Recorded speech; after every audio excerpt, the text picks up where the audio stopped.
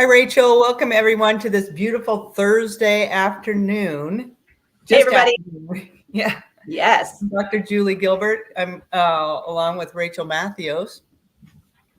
And I think we figured out, Rachel, we finally, after a lot of, learning, trial and learning, I think we figured out how to get this to different places.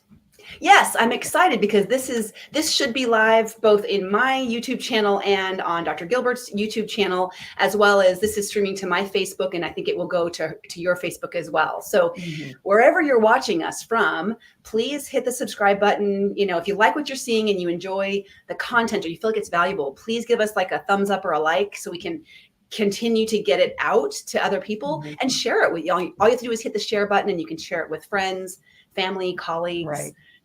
But we're excited to be able to get this a little bit easier into your hands, whether you're watching it live and you're on your lunch break or you're watching it archived later, just checking out the channel and then coming back and watching later.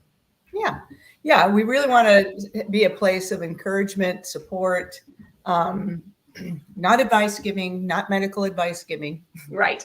But, just interesting discussion, hopefully around health and healthy habits.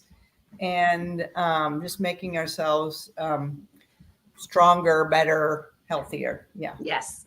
My goal is that every single Thursday, someone listening walks away with a piece of something they didn't have before, a piece of encouragement, an idea, a feeling of motivation, a statistic or a learning piece, research, something they didn't know, and it becomes that valuable piece that makes a change for them that day and throughout the rest of their week. Yeah, great.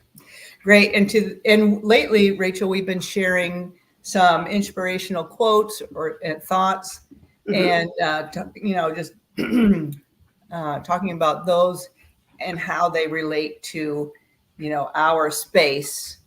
Yeah. In the health and wellness place. Yeah. Right. Yeah. So today I have a question, and the question is, am I letting matters that are out of my control stress me out? Am I letting matters that are out of my control stress me out? Right. So all the listeners, I hope you're thinking about this in your head right now, and you're actually asking yourself that question. Are there things out of my control in my environment right now, in my world? And but I'm letting them stress me out and I don't have control. What are some ideas of what this could be? What are we talking about here? What elements are out of my control? Sure. Well, people have a lot of stress at work, and sometimes, deadlines, and then not enough time to do the get through the inbox, and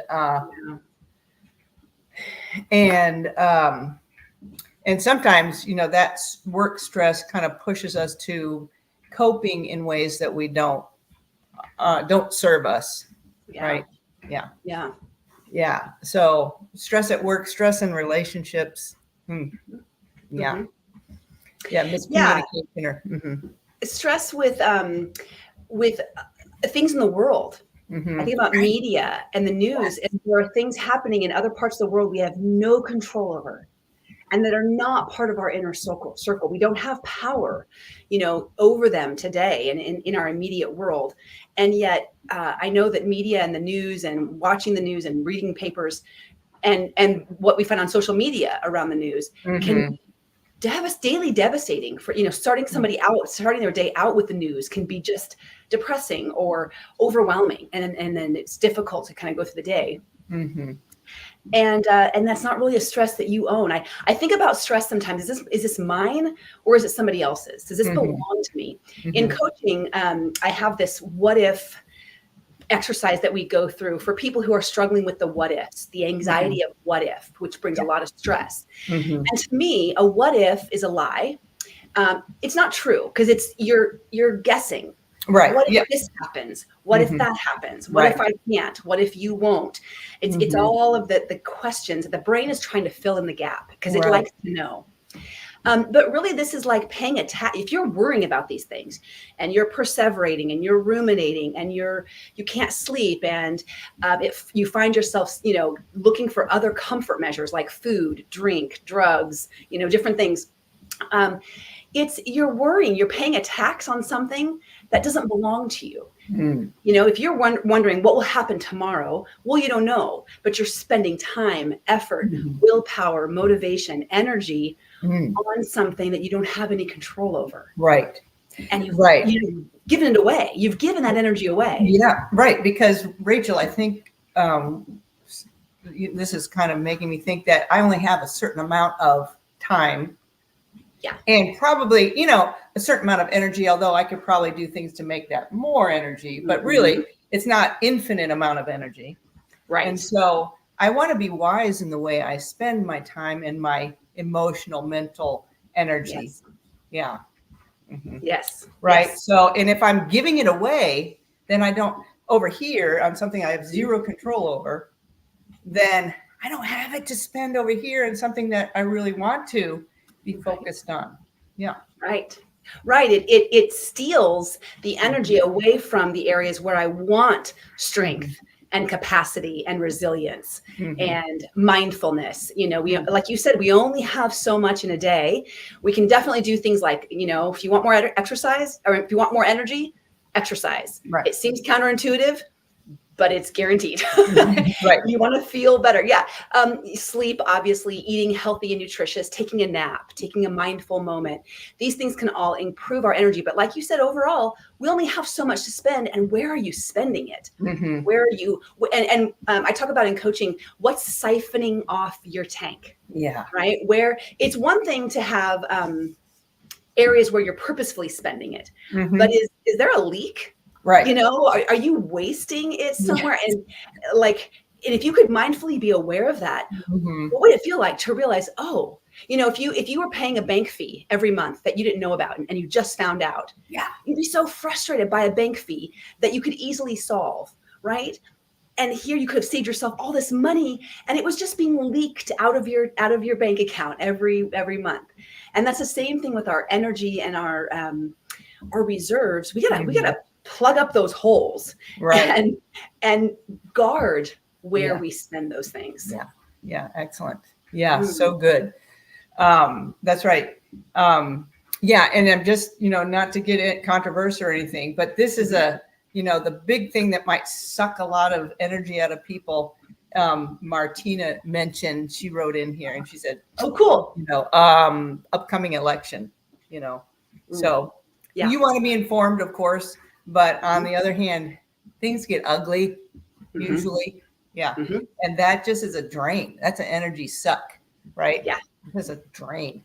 It is. So being mindful about that, how much time you're giving to that. Yeah, I think drawing some really strong boundaries going into the election season. It's coming. If you're the kind of person where it really draws on you and pulls you in, and you find yourself angry or excitable or restless, and pay attention. When you watch something about the news, check in with your body. How am I feeling about this? Right? What's it changing about my chemistry? Do I find myself agitated and irritable afterwards? It may not be a healthy use, or maybe shortening the duration, the amount, or the frequency through the day, and drawing boundaries for yourself. Yeah. Maybe even a little hiatus, a little fasting from, social media for a day, for a couple days, for a week. What would it feel like to fast from some of these inputs? Right. Exactly. Yeah. Because regarding the inputs, like social media inputs, sometimes you're scrolling or whatever, and something comes in and is like, which might be you were not thinking about at all. And then that captures your attention for 5 seconds. And then that kind of. Right. Right. Yeah. I don't know about you, but those and just thinking about that and realizing I'm giving permission to this algorithm to take my mind and my thoughts and my feelings wherever it wants me to go. It is in control. When I am engaging in an algorithm on social media, it's in control and it's taking me where it wants me to go. Do I really want to give up that power? You know, that kind of fires me up. Like, oh no, you did it.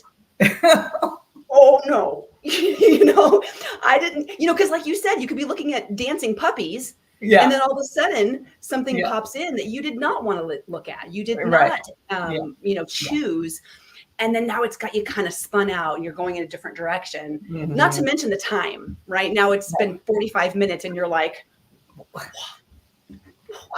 Not going to get that back. Right. Not going to get that back. Yeah. So maybe what are some of the checks? You know, we've talked a little bit through them, but maybe what are some of the checks of some of the questions, the good questions that I can ask? Is this something that I am responsible for? Is this my responsibility or another person's responsibility? And then a good question is, why do I think it's my responsibility? You know, that kind of, you know, why do I feel responsible? What's making me feel that way? Is it something, you know, patterns that I've been, you know, how I relate to in the past that I need to change somehow? Yeah. Who told me I was responsible? Right. It sometimes is yourself, but it's sometimes the media, your family members, your colleagues, you know, somebody else is putting something on you. So we want to know who told me it was my responsibility, or why do I believe that it is? You know, is it true? Just ask yourself about the stressor, this thing that's got you worried. You know, you're worried about, you know, your kid going off to college. Yeah, that's true.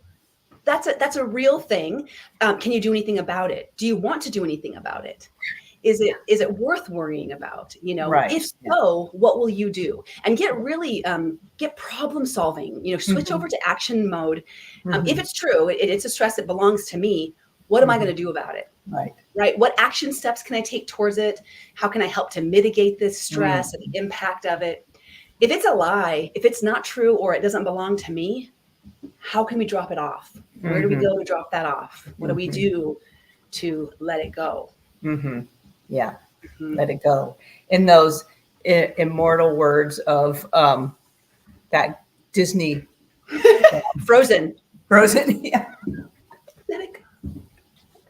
Let it go. Let it go. And sometimes we have to let it go again and again and again. Yeah. It's like, oh yeah, I know where this is coming from. Yeah. I let that go. Yeah. So it just, you had some words a few minutes ago that I wanted to capture again. Is about guarding your heart and guarding your mind. Yeah. So that takes that proactive approach, that you're not in the back seat, you know, letting whatever social media or whatever drive you. That and it's not a hypervigilance place. Right. Not right. You know, we can be in extremes on either end, like, hey, Sarah, Sarah, or, you know, looking out. Yeah. But it's in that place of balance, so that I'm guarding my heart, I'm guarding my mind. I'm, you know, that reminds me of that serenity prayer. Right. Yeah. Yeah. Grant me the serenity to accept. It's accepting, right? It starts with accepting the things I cannot change. Yeah. And that's kind of like, what can you sit with and just acknowledge? I can't control this. And acknowledging it, and then also, and then really seeking the wisdom for that discernment. Yes. What can I change? Give me the power and the strength to change it. And then to know the difference. And that does take that, just awareness. You know, so much of this comes back to awareness and recognizing when you're feeling stressed. Stop and ask yourself, why am I stressed? What's got me anxious? And what can I do about it? Right. And I think, Rachel, one of the reasons that I want to pose this question is because if we do have those conversations with ourselves, or sometimes we involve a safe friend, you know, to talk through these kinds of things with, then just as a sounding board, really, then we won't do the harmful stress coping mechanism. Yeah. Right. Which Right. for most of the people we know is maybe turning to that food item, Right. you know, Yeah. that you're not hungry for. Mm-hmm. Right. Mm-hmm. Looking for the comfort. And really it's something that you are in control of and can bring you immediate, in the moment, comfort or a sense of relief. Right. But really imagine being able to capture that stress, figure out if it's yours or not, drop it off if it's not yours, or work together with a friend or journal in a way that you can manage it. And the feeling of empowerment there, the feeling of, okay, I handled this situation. I've figured out what I need to do about this. I've let this go, or I've figured out how to solve this. That also can bring feeling of comfort, self-efficacy, confidence. When we feel those feelings, we're way less likely to be craving. We're way less likely to be needing to find it from something else, like foods. Yeah. Right. Yeah, and even a simple like when we recognize this spin, I'm just call it spinning. Taking things on that are not ours. It's kind of a spinning thing. Even doing something distracting like organizing a cupboard, or doing a load of laundry, or then can actually give you that dopamine. This is what I can control this. Right. Right. Yes. And that gives that same kind of thing, that same change in your brain without going to something that that's maybe harmful for you. Yeah. And, a way to catch that, a lot of times people ask me in coaching, well, I mindlessly find myself all of a sudden, eating something or driving through a drive-through and it's hard to catch it before it happens or to stop myself once I'm there. And I think one of the strategies is to pre-plan this and think ahead of time. The next time I am craving blank, instead of, going and getting it or eating it, I will first do blank. And what you're doing is you're giving yourself an option. You can still go eat the thing if you want to, because this is how we can give our brains an option, is to say, first, I'm going to do a load of laundry. First, I'll go for a walk. First, I'll call a friend. First, I'm going to journal or use this, helpful mindfulness app, and then I can whatever. Right. So put something in front and see if you might, change course with this other behavior. But it expands the mind a little bit to know I have a couple options here. I'm going to do this I'm going to try this first. I can always do this if I still feel like I have to. Right. So it's not a restriction. It's not us saying you can't and you won't. Right. Exactly. Yes. Excellent. Very good. Yes. Good. All right. Great conversation, Rachel. And yes. So on that note, do you have what's your dinner plan? Dinner plan tonight is leftovers. I made a Instant Pot cauliflower curry. It was so good. And I've never made curry in an Instant Pot. And normally my curry takes forever to make. So this was really quick and easy, but it had all sorts of veggies in it, of course. And peas, a lot of great protein in the peas and some things that I don't normally put in my curry. So that was kind of fun to do things a little bit differently. So that's so I have leftovers. I'm really grateful I made a big batch, have leftovers tonight. How about you? Yeah, same. The leftovers the same. So, and I roasted some vegetables, some asparagus, some green beans. And so those are ready for me. And then I've got just so many, my base salad. And then I did some, my grass-fed meat, beef, I seasoned with taco meat. So we kind of a taco bowl, a Nourish bowl. Nice. Yeah. A Nourish bowl. Exactly. Nourish bowl. Yeah. I love that ACLM guideline or ACLM handout on Nourish bowls. It's just it's so pretty. It is fantastic. It's so pretty, and it's so simple. Like when our brain is like, I don't know what to do. If you look at something like that, you go, oh, I could do something like that. It kind of breaks it down, and just. I'm constantly, like, even with my curry tonight, I put some kale in the curry a bunch of beautiful lacinato kale, that dinosaur kale. But whenever I eat leftovers, I always bulk up and I kind of tweak it a little bit. So tonight it's going to be kind of more like a bowl. And on the base, I'm going to add more greens. And as I reheat my curry, it'll kind of wilt down. And then instead of using rice or bulgur or some sort of grain, I think I'm just going to do another layer of just some quick roasted or quick fried veggies, just another little layer of some different things. So I'm kind of, you know, and I'm changing it up a little bit. It's going to feel a little different, you know, than it was last night. But kind of, thinking of that Nourish bowl, what layers do I want to make sure I'm including? So awesome. Awesome. Yeah.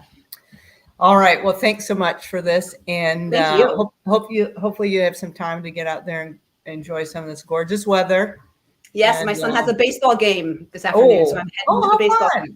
Oh, that's great. All right. Well, you enjoy. Thank you. You have a great time too. Thanks, everybody.